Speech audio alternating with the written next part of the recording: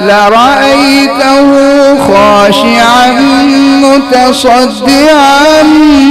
من خشية الله